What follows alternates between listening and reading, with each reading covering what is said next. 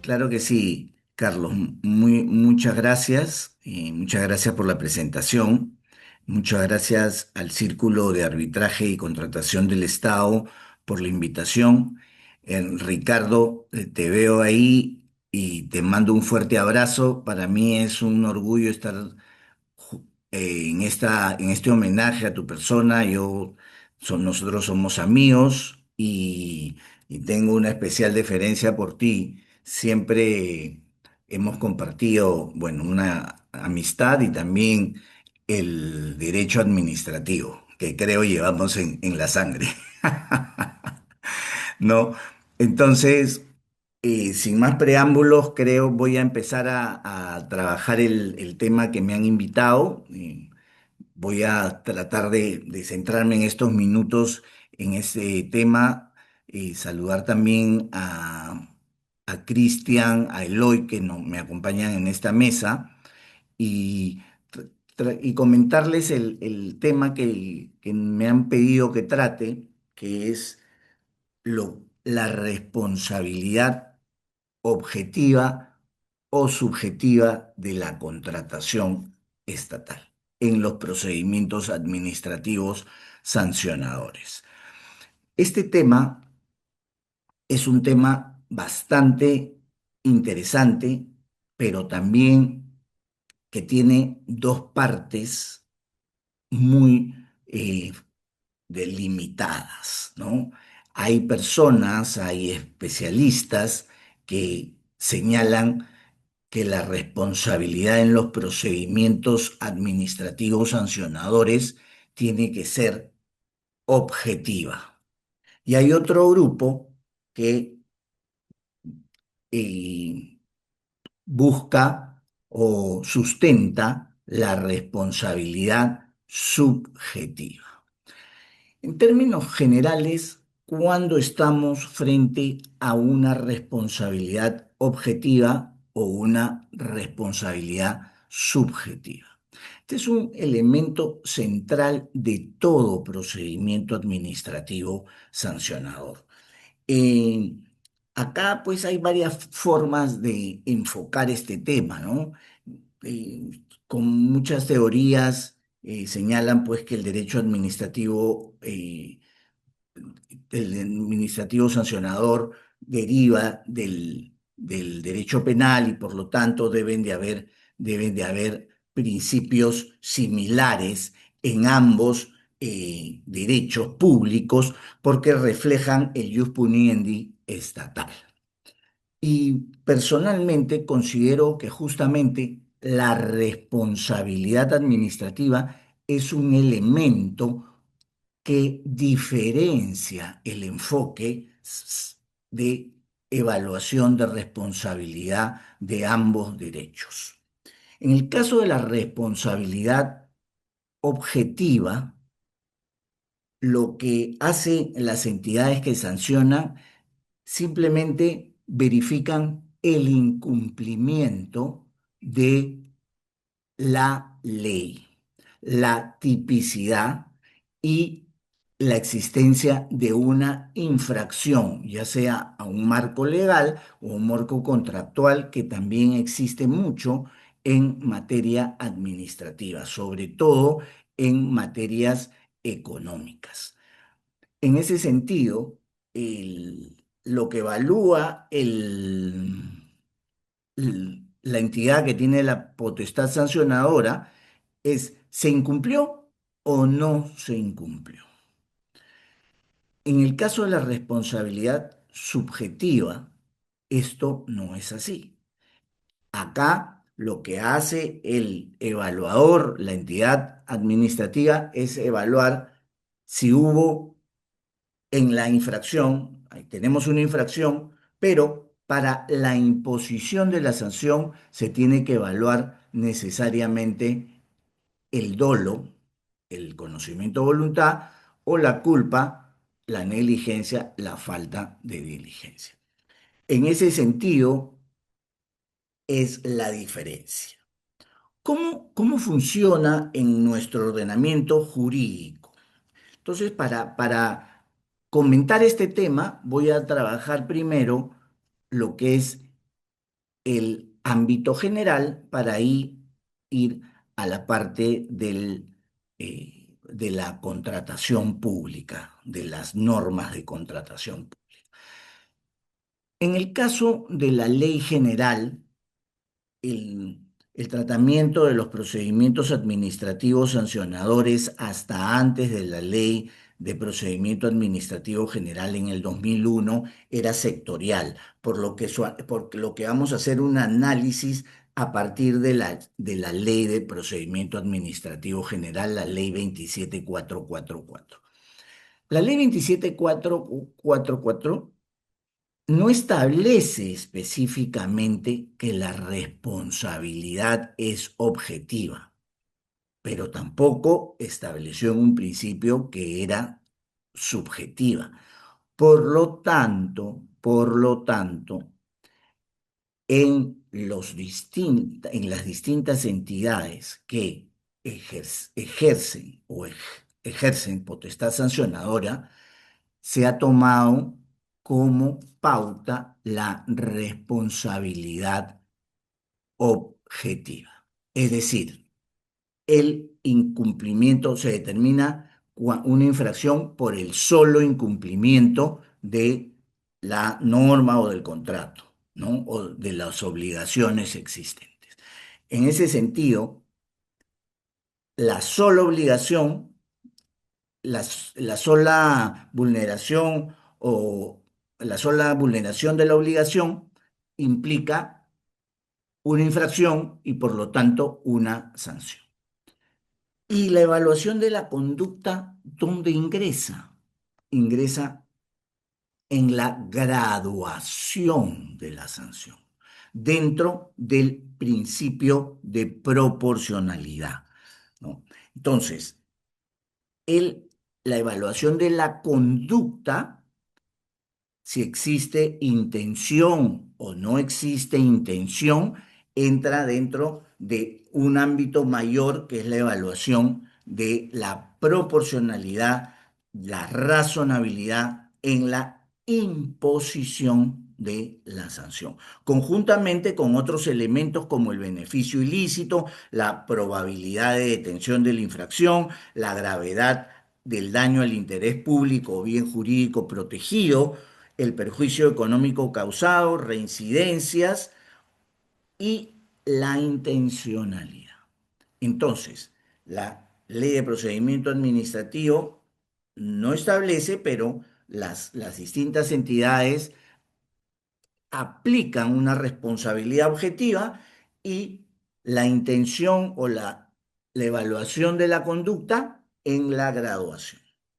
Esto es así hasta la modificación estructural que hubo el año 2016, en diciembre de 2016, de algunos aspectos importantes de la ley 2744, específicamente el decreto legislativo 1272.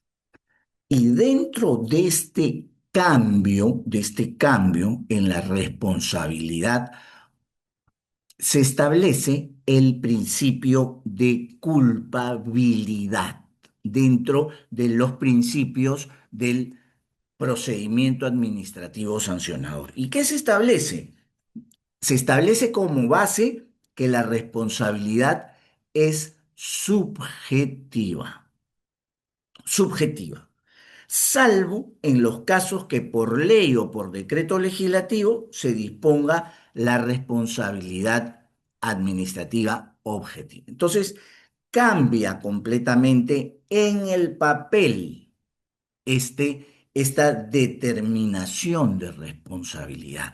Entonces, pasamos de una responsabilidad objetiva donde no se evalúa la conducta a una responsabilidad subjetiva donde se evalúa previamente, ya no como criterio de graduación, sino como determinación de conducta infractora, la responsabilidad objetiva. O sea, es un cambio radical, un cambio importante. Entonces, ahí vienen las preguntas, ¿no? Personalmente, y acá sí quiero hacer una precisión personal, yo trabajo en fiscalización, en supervisión casi 30 años y la verdad que este cambio no me parece oportuno, no me parece oportuno, ni necesario, ni necesario. Considero yo que la responsabilidad en materia penal tiene que ser subjetiva.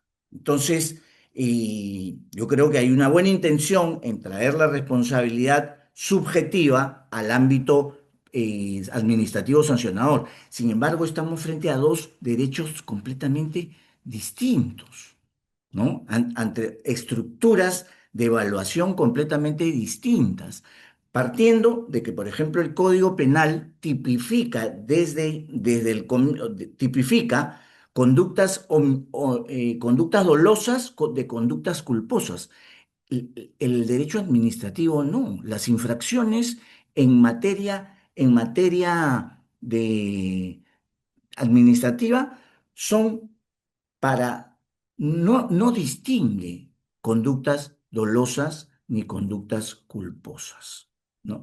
Entonces, además, muchas de las conductas administrativas, los bienes jurídicos protegidos, eh, con el solo incumplimiento de las normas muchas veces se están transgrediendo estas conductas. Entonces, ¿qué es lo que está pasando en la práctica? ¿Qué es lo que está pasando en la práctica? Que las entidades públicas, distintas entidades públicas, no vienen aplicando este principio de culpabilidad.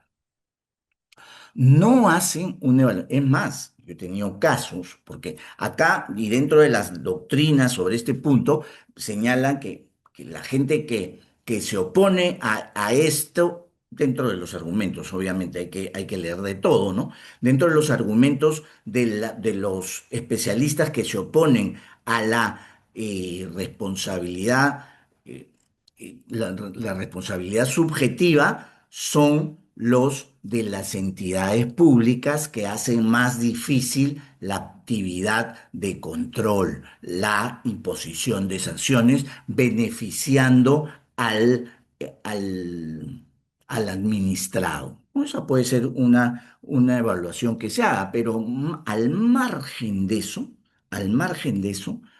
en la práctica, este principio de culpabilidad no viene siendo aplicado por las distintas entidades. Yo he tenido casos en temas financieros, he tenido casos en temas de hidrocarburos, he tenido casos en temas eléctricos, y no vienen aplicando esta evaluación de culpa o dolo de la conducta previa a las imposición de sanciones. Entonces, esto es cómo está funcionando en materia general. A la fecha, tenemos como criterio, como pauta, la aplicación del principio de culpabilidad, es decir, la responsabilidad subjetiva. Eso es lo que dice el papel. En la práctica no se viene, tal vez algunas entidades lo apliquen, no quiero entrar a todo porque no he visto en todos los sectores, es muy amplia las entidades públicas, existen más de 2.000 entidades públicas y muchas de ellas con régimen sancionador. Entonces, no quiero, pero de lo que yo he podido observar, no se está aplicando. ¿Por qué? Porque en esencia, la responsabilidad administrativa es objetiva. Por ejemplo, yo me paso una luz roja, a mí me ponen la sanción por pasarme la luz roja. ¿Cómo van a evaluar si tengo o no tengo, de alguna manera, intención ahí de pasarme la luz roja? yo presento o no presento mi declaración jurada, por ejemplo, de impuesto a la renta. Señor, no la presentó. Señor, yo no he actuado esto, no he actuado esto ni de manera culposa ni dolosa. Entonces, exonéreme. Entonces, hay situaciones en las que esto no funciona. Un derrame de petróleo, ¿no? Un accidente minero, un accidente eléctrico o pesquero. Señor, acá hay el incumplimiento del instrumento de gestión ambiental, el incumplimiento de este marco normativo. Señor, hay que hacer la evaluación del dolo y la culpa primero antes de imponer. Hay situaciones que no se dan así, ¿no? En el tema de contratación estatal, en el tema de contratación estatal, ahorita vamos a ver qué dice la norma, pero si solo aplicáramos la responsabilidad subjetiva, yo he presentado información falsa. Bueno, primero tienen que ver mi conducta. Yo la presenté de manera dolosa y culposa. ¿Y qué diferencia hay si la tipicidad no lo diferencia? ¿No? Entonces, este tema. ¿Qué pasa con las personas jurídicas? ¿Cómo evalúo una conducta de una persona jurídica que es una entelequia jurídica, que no tiene una voluntad propia?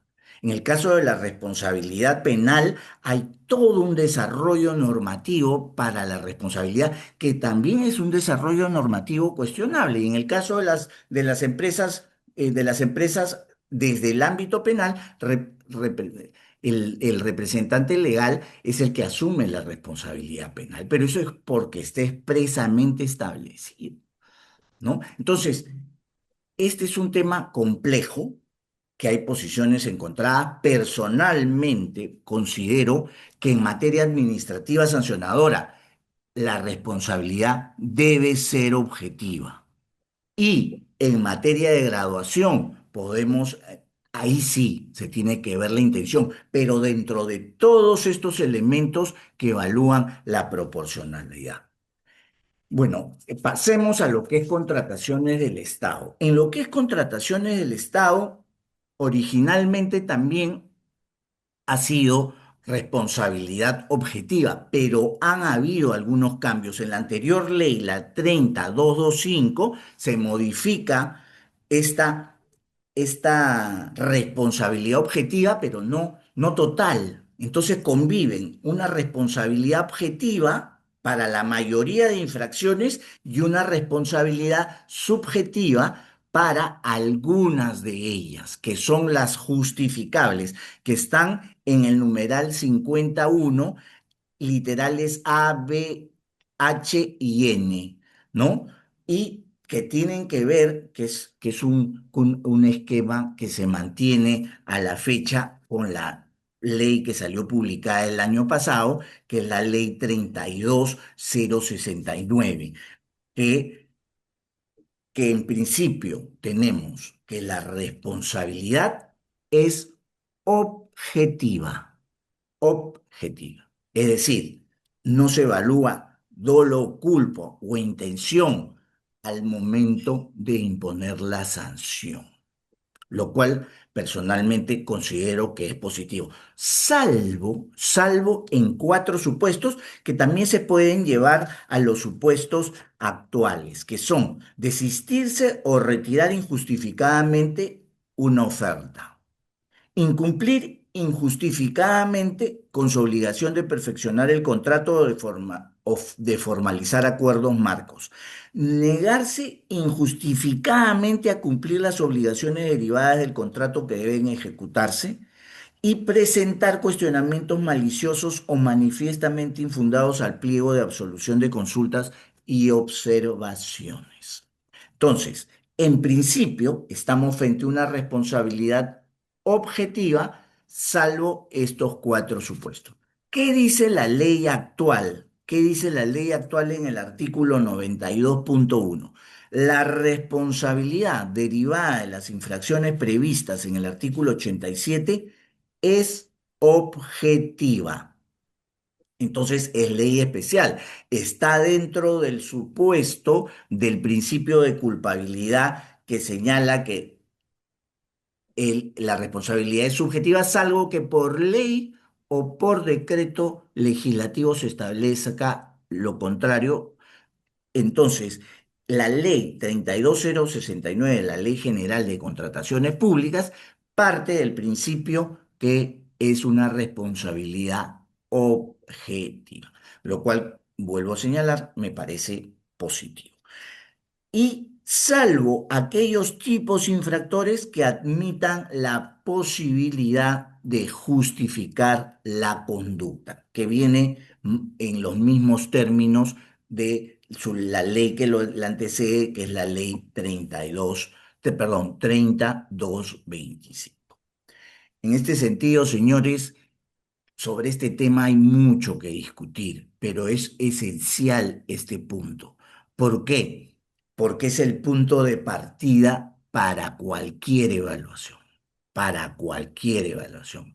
Entonces tenemos que revisar, porque si en la práctica este cambio de responsabilidad subjetiva, perdón, objetiva a responsabilidad subjetiva en las normas generales, felizmente considero importante que en la norma especial se haya previsto la objetividad, es, no se viene cumpliendo como sería la idea de los legisladores que le hicieron, ¿no? Con lo cual no está cumpliendo con los objetivos. Además, considero que está desnaturalizando la evaluación de las infracciones en el sector público. Eso, cumpliendo con los tiempos, sería mi participación. Muchas gracias. Gracias a usted, doctor, por su participación. Gracias por los comentarios que ha dejado en la mesa el día de hoy. Bien, entonces, continuando con la mesa, bueno, con la mesa actual, sí, vamos a dar ahora el pase al segundo expositor, el doctor Guzmán Napurí, quien es árbitro, magíster en Derecho Constitucional por la Pontificia Universidad Católica del Perú y doctorando en la misma universidad. A su vez es profesor de la Pontificia Universidad Católica del Perú, director de la Maestría de Derecho Constitucional y de la Maestría de Derecho Administrativo Económico de la Universidad Continental.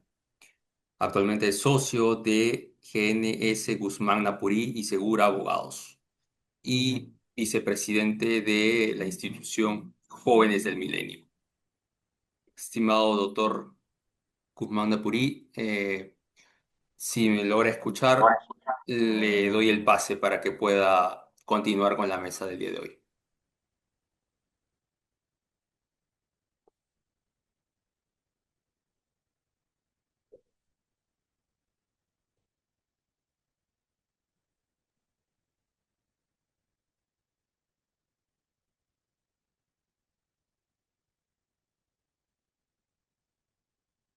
Doctor Guzmán, disculpe, me llega a escuchar, tiene el micro apagado.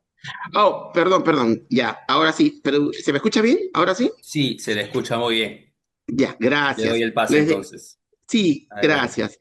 Les decía que muchas gracias por la invitación. Ante todo, muy buenas noches. Saludando a los miembros de la mesa que me acompañan, al doctor Eloy Espinosa Saldaña, al doctor Rolando Salvatierra, pero también a la doctora Fabiola Paulet. Primero que nada, un saludo especial, afectuoso al doctor Ricardo Salazar. Con Ricardo Salazar somos amigos, ¿ya? De hace muchos, muchos, muchos, muchos años. Lo conozco desde mis épocas universitarias en la Universidad Católica. Y un saludo muy especial, un abrazo para él. Me parece genial el homenaje que se le ha brindado en el presente congreso. Un saludo, ahí lo veo a Ricardo, un saludo Ricardo, un abrazo. Y me toca conversar con ustedes acerca de los retos del procedimiento administrativo sancionador en materia de contrataciones del Estado. Los retos y qué cosas podemos mejorar, ¿no? Etcétera. Ya, el doctor Rolando Salvatierra ha señalado hace un rato las vicisitudes de la naturaleza de la responsabilidad en materia de procedimiento administrativo sancionador. Y yo les quiero contar una anécdota, ¿ya? Yo estoy de acuerdo con que la responsabilidad en materia de contratación administrativa sea objetiva. Ya estoy de acuerdo, porque creo de que en realidad ahí no deberíamos entrar a discutir el dolo y la culpa, ¿no? Ya explicó el doctor Rolando la diferencia entre uno y otro. Entonces, pero yo les cuento la anécdota, que es que, digamos, considerar que la responsabilidad en materia de contratación administrativa es objetiva, es en parte mi culpa. No debemos hablar de culpa, pero estoy diciendo un poco, estoy haciendo un poco de gracia con el tema, porque en sucesivas resoluciones del Tribunal de Contrataciones, antes de la modificación de la 3225, y antes, ojo, de la reforma de la ley del procedimiento administrativo general que incorporó el principio de culpabilidad en la ley, ¿qué pasaba? El Tribunal de Contrataciones, como le decía en sucesiva jurisprudencia, estaba estableciendo ya que la responsabilidad objetiva, y lo sustentaba, ¿no? Decía por qué la responsabilidad en materia de contratación administrativa debía ser objetiva, ¿ya? Y etcétera, señalando, ¿no? Sí, la responsabilidad debía ser objetiva. Y citaba doctrina, ¿no? Citaba algunos autores en los cuales la jurisprudencia del Tribunal de Contrataciones se respaldaba para señalar que efectivamente la responsabilidad era objetiva, ¿no? Ojo, recordemos el contexto.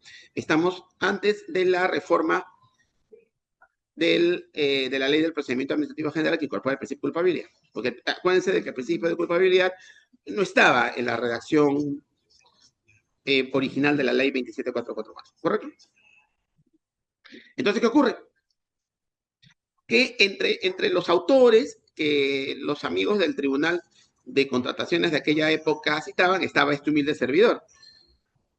Entonces yo siempre bromeo con el tema, ¿no? Entonces que en parte, no todo, por supuesto, pero en parte, la responsabilidad, y no vamos a hablar de culpa, la responsabilidad respecto de la incorporación de la responsabilidad objetiva en la contratación administrativa pasa por aquí, ¿no? Claro, ¿y luego qué ocurrió? Luego se modifica la ley 27444 incorporando el principio de culpabilidad, y ahí pues el tribunal se queda sin piso, porque la ley es bien clara, dice de que la responsabilidad es subjetiva, salvo que la norma establezca que la responsabilidad es subjetiva. ¿Ya? Entonces, claro, bueno, y lo que ocurrió fue que poco tiempo después se modifica la ley de contrataciones para incorporar la responsabilidad objetiva, ¿no? Bien interesante. Entonces, uno de los retos es justamente entender cómo funciona la responsabilidad objetiva en materia de contratación pública. Y yo creo que no se termina de entender, porque la ley nos está diciendo que la responsabilidad subjetiva, salvo pues, y en infracciones determinadas, que se acredite una fractura de nexo causal.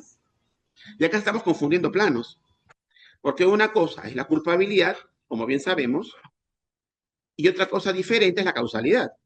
La causalidad es, o a que se refiere, es la existencia de este nexo causal entre la acción del agente y la infracción. Y la doctrina, la jurisprudencia y la ley también reconocen normalmente 4 supuestos de fractura del nexo causal, ¿ya? Caso fortuito, fuerza mayor, hecho determinante de tercero y hecho determinante de la propia administración. Y entonces, claro, en realidad, así la responsabilidad es objetiva, así la norma diga que la responsabilidad es objetiva, ¿no? La Ley General de Contrataciones Públicas, la ley del CINEFA, ¿ya? el código de consumo. Aquí hay normas que dicen que la responsabilidad es objetiva. No pueden dejar de lado el concepto de causalidad. Vale decir, si es que la norma, por ejemplo, la ley de contrataciones, establece que la responsabilidad es objetiva, tenemos claramente, ¿ya?, la posibilidad de ampararnos en la fractura del nexo causal para determinar la exención de responsabilidad. Pero acá no estamos discutiendo la culpabilidad. De nuevo, estamos discutiendo la causalidad. Entonces, un tema que está pendiente, digamos, y que debemos ajustar en el camino, ¿ya?, es justamente esto que es lo relativo a esta confusión, que no solamente está en la ley de contrataciones, está en varias normas. Podríamos quedarnos un buen rato discutiendo del tema. La realidad concreta es que hay esta confusión en esta materia. Un segundo punto que yo creo que es de particular importancia es terminar de cerrar, ¿ya? Se está haciendo, o sea, de la 3225 a la Ley General de Contrataciones Públicas hay un salto cualitativo importante, porque la 3225 y sobre todo el reglamento violaban abiertamente la 27444. Y todos sabemos que esa ley es de procedimiento común, o sea, el resto de normas deben ajustarse a lo establecido por la 27444. Y eso no estaba ocurriendo con la 3225 y con el reglamento, ¿ya? No había separación de autoridades, lo hubo en un momento, ¿ya? Sí, lo hubo en un momento, hay que decirlo, pero luego se dejó de lado, ¿ya? Por otro lado, tenemos que no había caducidad, no había eximiente de responsabilidad, no se estaba respetando lo señalado por la ley 27444. Entonces, la norma actual y el reglamento actual son o muestran un avance significativo, ¿ya? Muestran un avance significativo. Pero hay que terminar de cerrar, ¿no? Hay que terminar de cerrar. Ya hablamos de un tema importante que es la causalidad. Pero hay que terminar de cerrar en lo que corresponde, por ejemplo, al principio de presunción de licitud, ¿no? Otro concepto importante, hay un tema que está acompañado de importante jurisprudencia del Tribunal de Contrataciones, que es cómo se debía entender el hecho determinante de tercero en materia de presentación de documentación falsa. Y era un problema muy común, ¿no? Era un problema muy común, que era que en un procedimiento de selección para una obra, imaginemos una licitación pública, ¿ya? Tenemos que presentar determinados documentos, tenemos el certificado de un ingeniero. El certificado era falso, pero yo no produje el certificado, lo produjo el ingeniero, me lo entregó y yo no lo verifiqué. Error mío, yo no lo verifiqué. Y lo presentamos. Soy responsable, o más bien, mi empresa es responsable, mi constructora es responsable, la jurisprudencia del Tribunal de Contrataciones, hasta la actual ley y el actual reglamento lo dejaban clarísimo, siempre. ¿Ya? Oye, espérate, estamos frente a hecho determinante de tercero. ¿Ya? Es un caso típico de hecho determinante de tercero. No, es que debiste haber verificado. Y acá les confieso que mi posición es, y yo creo de que gran parte de la doctrina me acompaña, mi posición es, oye, tienes que verificar. O sea, lo que está haciendo la norma es dándole al constructor, y en general al postor, al participante y luego postor dentro del procedimiento de selección, la obligación de verificar. Pero tampoco es tan complicado, ¿no? O sea, el ingeniero me muestra el certificado y basta con que llame por teléfono, mande un correo para verificar si es verdadero o no, ¿no? Y además uno, digamos, más o menos se da cuenta, uno puede sospechar, oye, esto parece falso, ¿no? Esto no Cerri como la serie, ¿no? La serie esta ¿no? de las antigüedades, ¿no? No Cerri parece falso. ¿Ya? Uno puede darse cuenta. La ley matiza esto, lo matiza, ¿ya? No lo termina de dejar claro, lo matiza, ¿ya? ¿Es correcto que estamos frente a hecho determinante de tercero? Sí y no, nuevamente. debería, el contratista, el postor, debería hacer la verificación, ¿no? ¿Ya? Claro, no va a ser denunciado por delito contra la fe pública, no voy a ser denunciado yo por delito contra la fe pública, pero yo produje el documento. Quien va a ser denunciado es el... Yo tuve un caso hace algunos años, no puedo citar las personas, pero era de una empresa que es una entidad pública, presenta una certificación de una abogada, ¿ya? Que estudió en un instituto, ¿no es cierto?, que supuestamente tenía el aval de una importante universidad, ¿ya? Es más, estaba en el certificado, figuraba el, el, el logo de la universidad. Entonces, esta abogada recibe el certificado y dice, sí, pues, o sea, ¿por qué tengo que dudar? ¿No? ¿Por qué tendría que dudar ya de la veracidad? Se lo entrega a la empresa que les cuento. La empresa, a su vez, lo presenta a la institución pública, gana el procedimiento de selección y luego en la fiscalización posterior se detecta que el documento no es que sea falso el documento, sino falsa la información que contenía. Estamos más bien frente a falsedad genérica, si quieren ustedes, hablando en términos penales.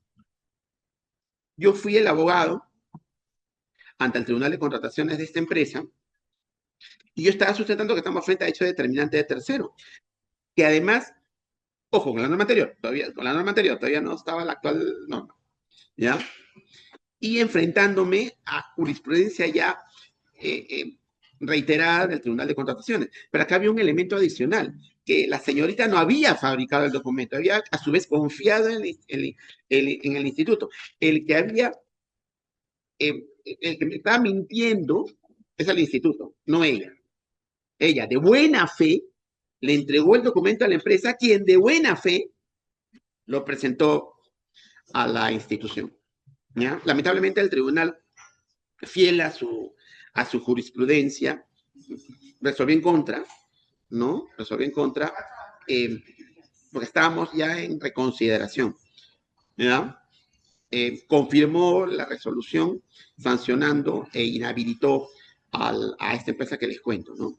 Ya, bueno, esto nos fuimos a contencioso administrativo, ahí ya le perdí la pista al tema, pero eso fue lo que ocurrió. Entonces, estos matices tienen también que manejarse, sobre todo en infracciones más serias, ¿no? Porque hay, valgan verdades, dentro del catálogo de infracciones de la ley de reglamento, infracciones más serias que otras, ¿ya? Y esto es para no extenderme tanto, un tercer punto que me parece crucial, ¿ya?, dentro del procedimiento sancionador, es cómo operan las relaciones, ¿ya?, con el arbitraje, ¿ya? Siempre se debe suspender un procedimiento administrativo sancionador en materia, en materia de contrataciones públicas cuando estamos frente a un arbitraje. Depende, ¿no? ¿Qué pasa si en el arbitraje está discutiendo la veracidad de un documento? ¿Debería suspenderse el procedimiento administrativo sancionador? Nuevamente depende. Yo tuve un caso, les cuento, en donde en verdad depende de la estrategia, ¿ya? En el procedimiento administrativo sancionador, ¿ya?, se estaba discutiendo algo similar a lo que estaba discutiéndose en el arbitraje, ¿no? Tampoco les puedo dar demasiados detalles. Pero ¿qué pasaba? Que claramente uno y otro se retroalimentaban, ¿verdad? Entonces comenzamos a pensar y dijimos, ¿qué nos conviene más? ¿Tener un resultado favorable en el procedimiento administrativo sancionador y presentarlo en el arbitraje, o tener un resultado favorable en el arbitraje y presentarlo en el procedimiento administrativo sancionador? Y adivinen qué pasó. En ese interín, el procedimiento administrativo sancionador comenzó a correr, o sea, avanzó rápido. Hicimos el informe oral y dijimos, no señor, acá ya pues también un poco de olfato y de instinto, ¿no? ¿Ya? ¿Qué decidimos? No, mejor no pidamos la suspensión del procedimiento administrativo sancionador, ¿no? Mejor busquemos ser absueltos, ¿no es cierto? O sea, busquemos que se determine no al lugar a la sanción y esta resolución presentarla en el arbitraje para ganar tanto uno como el otro. Bingo. Se resolvió el procedimiento administrativo sancionado en el Tribunal de Contrataciones, declarando no al lugar. la sanción administrativa. Maravilloso, era empezar el partido ganando 1-0, ahora que justo terminó el Mundial. Cogimos esa resolución en el procedimiento administrativo sancionador, lo presentamos en el arbitraje como prueba nueva. ¿Ya? El arbitraje estaba corriendo. Era prueba nueva, sí, con lo cual el tribunal arbitral debía aceptar la prueba, sí, claro, y validar, no solamente aceptarla, validarla y darle el valor probatorio que le corresponde. ¿Ya? Y así fue, incorporamos la prueba al procedimiento, al proceso arbitral, el tribunal arbitral la incorpora como prueba, la valora, y adivinen qué, ganamos el arbitraje. ¿Ya? Entonces, esto es clave. ¿Cómo manejar esto?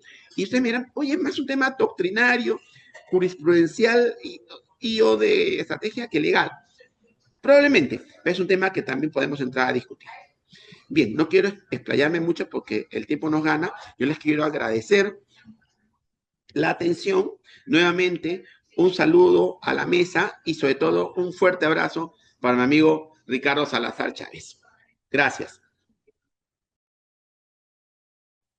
Muchas gracias, estimado doctor Cristian Guzmán Napurí, por su brillante exposición el día de hoy. De mismo modo, por acompañarnos en este noveno aniversario del Círculo de Arbitraje con el Estado y en homenaje al doctor Ricardo Salazar. Bien, ahora, por último, vamos a darle el pase a nuestro tercer y último ponente, a quien definitivamente agradecemos por su presencia el día de hoy, estimado doctor Eloy Espinosa Saldaña. Antes de darle el pase, solamente eh, leer brevemente su reseña profesional, estimado doctor. Aunque ya todos conocemos al doctor Eloy Espinosa Saldaña, bueno, cuenta con postdoctorado en Derecho por la Universidad de Bolonia. Es doctor en Derecho con mención sobresaliente summa cum laude y premio extraordinario en Madrid, España. Vicepresidente, ha sido vicepresidente del Tribunal Constitucional Peruano, conferencista invitado, profesor visitante o profesor invitado en el Instituto Max Planck, en el Tribunal Constitucional Federal, en el Ministerio de Relaciones Exteriores y la Fundación Konrad Adenauer en Alemania. A su vez, en la Corte Constitucional y las universidades de Bolonia, La Sapienza y Pisa en Italia, las universidades París, Sorbona y Lorena en Francia, entre otros tribunales o cortes constitucionales, cortes supremas, universidades y centros de estudio de países como España, Suiza, Rusia, Polonia, Bélgica, Andorra, México, Guatemala, El Salvador, Honduras, Nicaragua, Costa Rica, Panamá, en fin, en una serie de países. Integrante de la mesa directiva de la Asociación Peruana de Derecho Administrativo y del Instituto Iberoamericano de Derecho Procesal Constitucional. Ha sido integrante de las mesas directivas de las asociaciones peruanas de Derecho Constitucional y Derecho Procesal, así como de la Red Peruana de Docentes en Derecho Constitucional, integrante del Instituto Internacional, la Asociación Internacional y el Foro Iberoamericano de Derecho Administrativo y el Instituto Iberoamericano de Derecho Constitucional, entre otras diversas entidades. A su vez es perito por la Comisión ante la Corte Interamericana de Derechos Humanos, autor, coautor y director de diversas publicaciones en materia de su especialidad. Y para no prolongarme más, le doy el pase reiterando personalmente el agradecimiento de poder contar con su presencia, estimado doctor Eloy Espinosa Saldaña. Le doy el pase. Muy buenas noches. Muy buenas noches, Carlos. Buenas noches a todos los amigos y amigas que nos están siguiendo, a quienes vayan a ver la grabación posterior, eh, a los compañeros de la mesa, ¿no? Entonces, y al querido Ricardo Salazar. Hola, Ricardo. Eh, Creo que algunos pensaban que no iba a venir,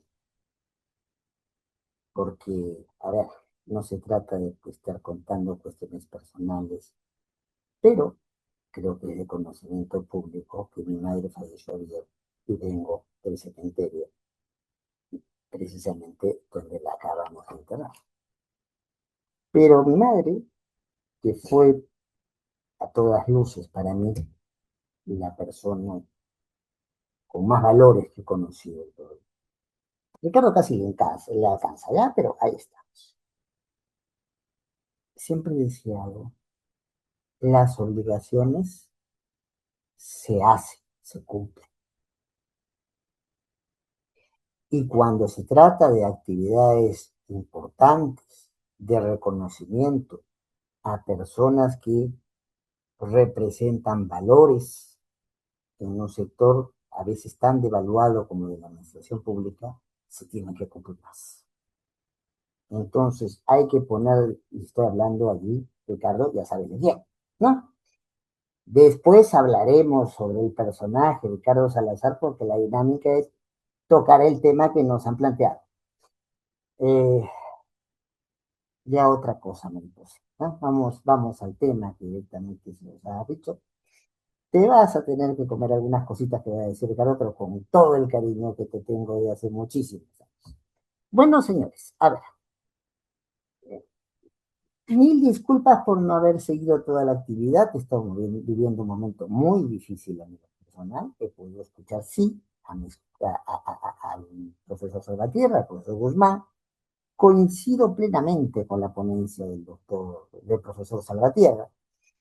Con todo respeto, en el caso del profesor Guzmán, creo que hay cosas que, sobre todo en el mundo académico, y que no lo tome a mal, hay que manejarlas con cuidado. En el espacio administrativo no se emite jurisprudencia. La palabra jurisprudencia es el decir derecho de manera vinculante. Es un concepto reservado a lo jurisdiccional. Y aquí tenemos la mala costumbre asentada en el Perú, que jurisdicción prácticamente la tiene un guachimán. Todo es jurisdicción, jurisdicción, lo que es competencia es jurisdicción. Y confundimos un nivel de autotutela administrativa con una cuestión jurisdiccional.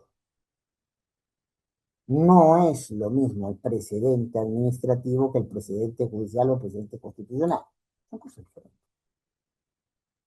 Entonces, convendría en ese sentido ponernos de acuerdo, porque si no, sin mala intención, sin duda, conozco al profesor Guzmán, fue el director de su tesis de maestría, entonces, pero no podemos prestarnos a repetir errores que se dicen continuamente. Ya, por demás, sí coincido con las preocupaciones que él ha expresado, que son muchas. No niego que el asunto no es tanto un problema de que si la responsabilidad es afectiva, siempre es afectiva la responsabilidad. Como regla, el incumplimiento del nexo causal es, nunca lo olvidemos, una excepción a la regla, o cuatro supuestos de excepción a la regla. No son la regla. Tú vas sobre el ministerio, no sobre el ministro. Entonces, en eso estamos claros todos. Y que lamentablemente hay algunos temas, y se coincide por el profesor Guzmán, que hay que desarrollar con mayor prolijidad. La gente sigue confundiendo causalidad con culpabilidad, que no es lo mismo. La gente sigue confundiendo algunos conceptos en el ámbito de esto y nos llevan pues a ciertas confusiones, ¿no? Entonces, por ejemplo, creer que la reconciliación se puede presentar siempre y tiene que haber nueva prueba para presentar la reconciliación. Y ahí está bien lo especificado, porque claro, lo que te resuelven en una sede lo estás llevando a la otra sede y te permite plantear una reconciliación ya sea administrativa o sea arbitral, que no es lo mismo, pero es el juego siempre la reconsideración. La misma instancia, el mismo grado puede mirar cuando hay nuevos juicios, movimientos de juicio para mí. Y ahí me quedo porque si no me voy a quedar sin tiempo para mi tema de exposición. Ya estamos, como suele ocurrir en estas cosas, un poquito pasaditos en el tiempo. Entonces, y a esa es la única dictadura que tenemos que seguir. ¿Ya? Entonces, a ver, voy a tratar de hacerlo lo más rápido posible. Si miramos lo que nos dice la formulación general, no voy a entrar aquí en la discusión sobre si el procedimiento es el administrativo es general o común, sobre eso tengo cosa escrita y me ciño al parámetro, pero lo cierto es que aquí lo que se va a buscar es manejarnos con ciertas pautas que son de carácter básico, de carácter inaplazable, que tienen que seguir en todas partes y que pueden ser dejadas de lado cuando la situación es realmente especial y no llegamos a una situación contradictoria de dejar sin garantías a ciertos derechos. Bueno, y todos sabemos qué pasa con la comparación entre, o qué pasaba con la comparación entre el texto único ordenado de la Ley de Procedimiento Administrativo General y el texto único ordenado de la Ley de Contrataciones cuando regula el Tribunal de Contratación, ¿no? Pues el parámetro no es el mismo, el parámetro viene con rebajas, ¿ya? Y rebajas peligrosas, no es cualquier rebaja la que estamos hablando, ya algunas de ellas fueron mencionadas aquí, me voy a evitar de algunos comentarios, entonces, lo cierto es que el PAS del TCE, pues había cosas de las cuales no hablaba muy claro, ¿no? El primero de estos temas es sin duda lo de la autoridad instructora. ¿No? La autoridad instructora era casi, disculpando la expresión, alguien que cargaba papeles, preparaba papeles, ordenaba papeles, pero no respondía al nombre. Cuando yo instruyo, estoy estableciendo elementos para que pueda pronunciarse la instancia correspondiente, pero fijando posición, no solamente recojo papeles. ¿No? Después, cuando estamos hablando para redondear esto, comparemos nomás el artículo 260 del texto único ordenado de la Ley de Contratación Estatal con el artículo 255 del texto único ordenado de LEPAG. Y bueno, sorpresa, es muy clara la diferencia. En el escenario cautelar también, otra vez, y esto lo tengo por escrito, se confunde mucho una medida provisional con una medida cautelar. En el caso de la norma de contrataciones, básicamente tenemos dos tipos de sanciones. Me voy a referir, por brevedad, a las situaciones de multa. Tal como está diseñada la multa, o como estaba diseñada, la multa no es una medida.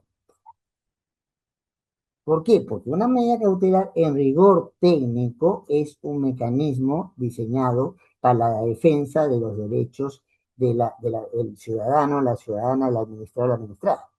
Quiero que las condiciones, después estoy siguiendo el procedimiento o en su caso el proceso, estén al final de la controversia, estén allí y no me haya desaparecido la pretensión que quería obtener o el daño se haya convertido en irreparable. En cambio, cuando hablamos de una medida provisional, estamos hablando de mecanismos de ajuste de la actuación de la administración. No estamos hablando de derechos humanos. Y si vemos cómo está diseñada en este caso la multa, no está pensando en medidas cautelares, está pensando en medidas provisionales. El tema de prescripción, ya sabemos, miremos el artículo del numeral 2, el artículo 252 de la ley del Código de la LEPAG, y comparémoslo con hizo la aplicación, donde se habla de que la que genera implicancias es la notificación de las imputaciones, y eso no dice la ley de contratación del Estado. Vamos al tema de los estándares de la responsabilidad y la caducidad del procedimiento sancionador.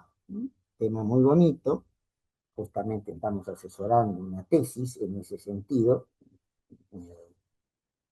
No solamente es al profesor Guzmán al que le asesoró la tesis, no he tenido la suerte, porque es una suerte, o sea, uno se renueva académicamente siempre por los trabajos que traen quienes son tesistas. Y bueno, aquí la cosa es muy distinta. No es lo mismo mirar los artículos 257 y 259 del Título de la que mirar, por ejemplo, el numeral 3 del artículo 265 del reglamento de la Ley de Contratación Estatal. Y, obviamente, hablando de recurso de reconsideración, bueno, yo creo que hace tiempo lo planteado en el 269 de de la Ley de Contrataciones Estatales nunca debió estar y debió irse hace buen rato. Pero para no pasarme del tiempo y para entrar a lo principal, que es homenajear a quien merece ser reconocido por todos y todas nosotros y nosotras, eh, vamos a la preocupación. La preocupación que se vive en esta coyuntura se llama regajú. La preocupación es que ha salido una prepublicación de una modificación al reglamento que se tiene para lo que es nuestro, nuestro, nuestro registro de instituciones arbitrales o de composición y de centros de composición de conflictos o de administración de juntas de prevención y resolución. Sí, sí, ese que fue creado al amparo de la Ley 32.069. Pero veamos qué se está proponiendo como cambios y ahí hay cosas para preocuparse y mucho. Se está proponiendo cambios en las infracciones, se está proponiendo cambios en las acciones, se está proponiendo cambios en el mismo procedimiento administrativo, se está proponiendo cambios en la suspensión o cancelación del registro. Se está proponiendo que en esta propuesta directiva, que las autoridades competentes, entonces, DOS, van a tener, eh, que desafortunadamente no es lo mismo que el CONCICODE o el OSE de algunos años que dio Ricardo, entonces tengan algunas atribuciones que las reglas para el inicio del procedimiento, ya sea de oficio o a pedido de parte, se está proponiendo algunos cambios en la etapa de modificación, cambios en las posibilidades de defensa del centro, en centro investigado, centro arbitral investigado, actuación en la resolución de medios probatorios, en la emisión de la resolución, en los recursos administrativos correspondientes, en la emisión de la resolución, ya que estamos hablando de procedimientos de espacios sancionadores, de ese aspecto. Con todo respeto, yo creo que lo que se está planteando, lo que se ha prepublicado, tiene una preocupante tendencia a concentrar funciones de regulación, a concentrar funciones de registro, de supervisión y de sanción sobre las instituciones arbitrales privadas. ¿Y dónde queda la autonomía, entonces, que hemos buscado consagrar durante muchos años para los arbitrajes y sobre todo en el tema de contratación pública? Y estamos aquí ante un congreso, noveno congreso, precisamente de contratación pública de arbitraje. Entonces, esto hay que decirlo, y hay que decirlo en voz alta, ¿ya? Y hay algunas exigencias que podrían excluir a ciertas asociaciones que sin fines de lucro históricamente han trabajado lo que son arbitrajes públicos. Esto que se ha planteado en un contexto de todo el mundo, o ha estado viendo el Mundial de Fútbol, o está viendo cómo se desenvuelve el cambio de gobierno, puede ser muy peligroso. En un contexto donde se van a necesitar hacer muchas inversiones, ¿ya? Porque el país tiene un déficit en infraestructura atroz, porque nos viene un fenómeno del niño que va a tener entre su fórmula costera y fórmula global una expresión extraordinaria, dicha por los expertos, hacia finales de este año. De repente Papa ni nos viene porque no tiene cómo aterrizar. Y donde ya hemos visto algunas cuestiones por lo menos preocupantes en contratación pública hecha por ciertas entidades estatales, donde lo superfluo ha ganado a lo necesario y donde tenemos la compra de pistolas probablemente más caras del mundo, en un país que lo que necesita a gritos es tener instrumentos eficientes, eficaces, para enfrentar el grave problema de la inseguridad, que ya no es solo ciudadana. Porque cuando ya se ataca a un bus interprovincial en plena carretera, ya no estamos hablando de inseguridad ciudadana, estamos hablando de un contexto general de inseguridad. Ojo, el dato no es menor. El Perú ha pasado del puesto 40 en ser el país más riesgoso al puesto 10. En eso sí estamos entre los 10 tops de ranking para lo que le gusta hablar de nosotros. Entonces, estas modificaciones, planteando al tema que justamente se me pide, bueno, especulaciones académicas o burocráticas pueden venir. Lo que es nuestra responsabilidad desde la academia es advertir cuando estas cosas pueden pasar o están pasando y no se está diciendo lo suficiente al respecto. Muchas gracias por la oportunidad de intervenir. Dejo aquí el planteamiento, no sé si se ha previsto preguntas, si las hay, las contesto con todo gusto, y reservo mi intervención sobre el gran Ricardo Salazar para el momento del homenaje. Muchísimas gracias. Muchas gracias a usted, estimado doctor Eloy Espinosa. Y sí, efectivamente, habiéndolo escuchado en su disertación, al igual que los ponentes que lo han antecedido, ahora quisiéramos unos breves minutos poder pasar a una ronda de comentarios en este homenaje que le estamos brindando como institución, como Círculo de Arbitraje con el Estado al doctor Ricardo Salazar. Si se encuentra aún presente el doctor Rolando Salvatierra, quisiéramos en esta ronda igual empezar en el mismo orden en que han seguido las exposiciones, por lo tanto, empezando con usted, estimado doctor Rolando. Sí, buenas noches nuevamente a todos. Muchas gracias, Carlos. Sí, aprovecho para hacer unas pequeñas palabras al doctor Ricardo Salazar. Para mí es un honor estar en este homenaje a un profesional y amigo como es Ricardo Salazar. A Ricardo lo conozco a mediados de los años 90 por amigos en común. Y él ya dictaba en la PUC Derecho Administrativo. Y siempre me voy a acordar que en esa época todavía estaba vigente el Reglamento Único de Licitaciones y Contratos de Obras Públicas, el famoso RULCO, ¿no? Que era el que se enseñaba en Derecho Administrativo 2. Todos los alumnos que pasaban por la cátedra de Ricardo aprendían ese reglamento y de alguna manera era la principal norma que regulaba la contratación pública.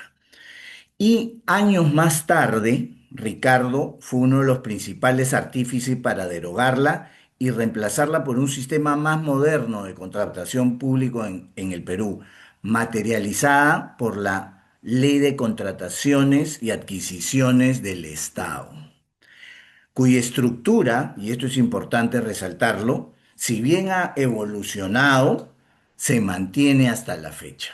Y eso creo que es un valor importante para el derecho de contrataciones públicas en el Perú.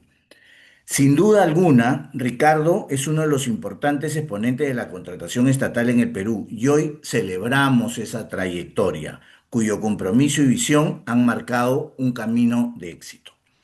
Me permito resaltar también, además de su calidad profesional, su calidad humana y sobre todo el carisma, perdón, que siempre lo ha caracterizado, porque la verdad que encontrarse con Ricardo y no reírse es imposible. Felicitaciones, Ricardo, y que sigan los éxitos. Un fuerte abrazo, maestro. Gracias. Gracias a usted, doctor Rolando, por pintar estas sentidas palabras en homenaje al doctor Ricardo Salazar. Del mismo modo, no sé si se encuentra presente, estimado doctor Cristian Guzmán. Sí, bueno, yo muy cortito, nuevamente agradecer a Ricardo por su gran labor docente. También he disfrutado sus clases en su momento. Ya, Ricardo es un excelente amigo, excelente persona, pero también excelente docente.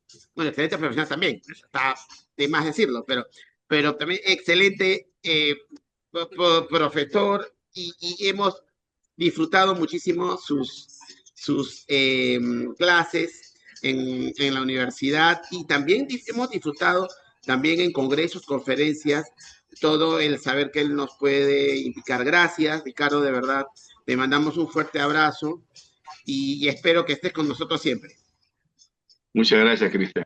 Un gusto, un honor. Gracias, muy amable. Bien, entonces para cerrar esta última ronda, estimado doctor Eloy Espinosa. Con todo gusto. A ver, cuando yo entré a la Facultad de Derecho, no voy a decir cuándo, ¿ya? Me encontré con un joven y dinámico profesor que había presentado una tesis conjunta que marca un antes y un después en cómo se concibe la enseñanza del derecho en el Perú, donde se había hecho un estudio minucioso, completo, complejo, sobre qué es lo que se dictaba, cómo es que se dictaba, en qué espacio de la malla curricular tenía que dictarse y hasta cuántos alumnos y alumnas era conveniente tener en clase. Esa tesis que fue fundamental para que pudiéramos armar dos claustros plenos, dos reformas curriculares de la Facultad de Derecho de la Pontificia Universidad Católica y por interpósita con otras facultades de Derecho, lo tenemos ahí, es Ricardo Salazar. Luego, la participación de Ricardo ha sido fundamental para poder entender la evolución de la contratación pública en el Perú. Antes teníamos Rulco, pero es una mala copia de cosas que en el extranjero ya estaban desechadas. Y es Ricardo quien se compra el pleito de hacer, no solamente de tocar el tema, sino en esa virtud que tiene, que a veces hasta bromeamos con ello, querido amigo, de buscar ser entendido siempre, que no suele ser una virtud en la academia. A veces hay gente que lo que le busca es demostrar que sabe y no que el resto aprenda o que el resto comparta. Y Ricardo tiene una generosidad desde siempre de poner a mano los conceptos, las instituciones, a cualquier persona que tenga un mínimo interés en querer saber sobre los temas. Siempre, así como fue innovador para plantear cómo se debe articular el dictado del derecho, fue innovador en cómo se tiene que entender una institución clave dentro de lo que es el derecho administrativo como la contratación. Y el trabajo que hizo en Castilla-La Mancha, donde tengo el honor de dictar, que hizo él como el máster, es un texto que deberías reeditarlo, Ricardo. Es un texto estupendo. Es un texto estupendo, ¿no? y que resolvería muchas de las dudas que en este momento existen. Y has puesto las respuestas ahí, ¿no? Luego, a ver, ¿cómo entender el desarrollo de la contratación pública si no se entiende la labor de quien presidió con su COE, de quien presidió OSI, de quien presidió la red interamericana de compras públicas, que fue promotor de la red mundial? Entonces, no se entiende. No se entiende sin el aporte de Ricardo Sánchez. Y además, la bonomía que siempre ha caracterizado a Ricardo. Bueno, vive en la calle Santa Fe, ¿no? No voy a decir en qué número, ¿no? Pero eso dice bastante, ¿no?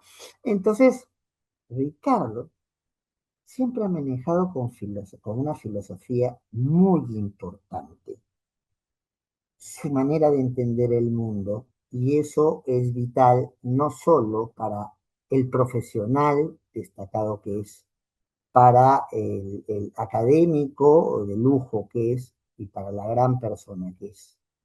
Recuerdo mucho una invitación, año 2020, no sé si tú la recordarás, Ricardo, cuando alguien dice, no dejes de crecer como persona y ayuda a crecer a los que trabajan contigo.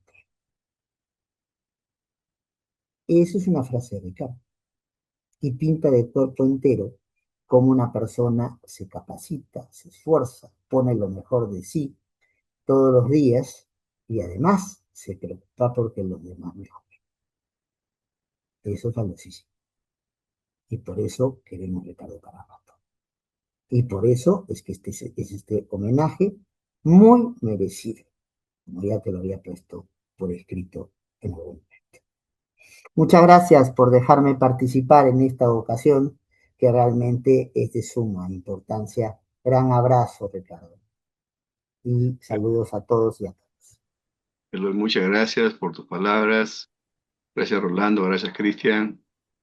Es realmente un honor tenerlos y disfrutar de la amistad de ustedes, del cariño, y es recíproco. Tengan la certeza que siempre me cuentan como amigo permanente y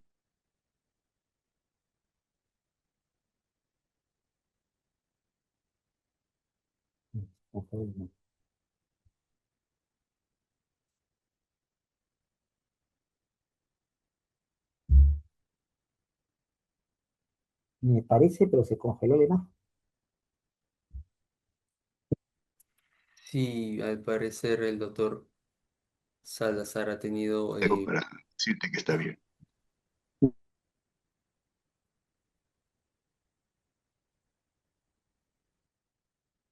Bueno, para reconocer los méritos de Ricardo no es necesario escucharlo ahora.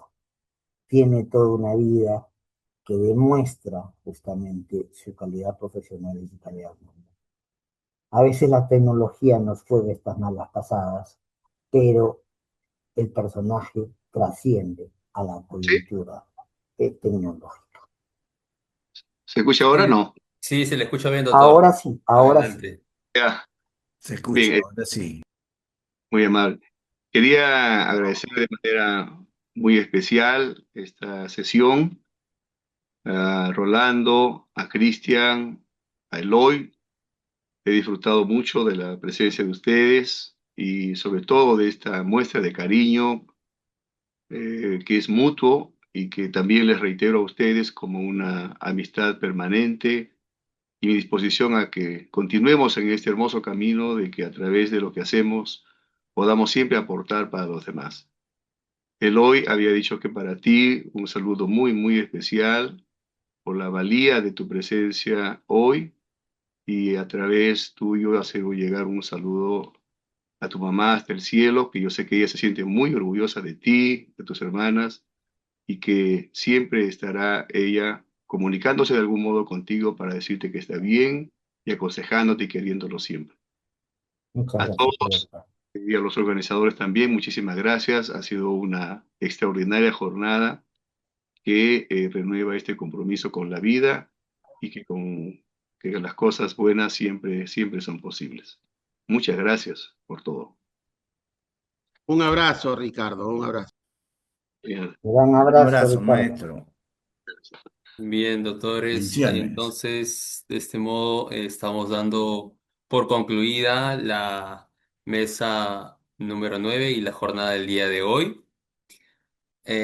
Sin, por supuesto, dejar de invitar a todos los asistentes que nos han venido acompañando en estas jornadas del noveno aniversario del Círculo de Arbitraje con el Estado bueno, y rindiendo homenaje al doctor Ricardo Salazar, invitarlos a que nos acompañen del día de mañana, que tenemos también 3 mesas más, para de esa manera dar por finalizado, dar el cierre a este noveno Congreso de Arbitraje y Contratación Pública. Simplemente ya para cerrar la sesión, reiterar el saludo, un fuerte abrazo a los ponentes que nos han acompañado el día de hoy y a usted, doctor Ricardo Salazar. Muy buenas noches a todos. Gracias. Hasta luego a Gracias. todos. Muy amables. Chao, nos vemos. Gracias.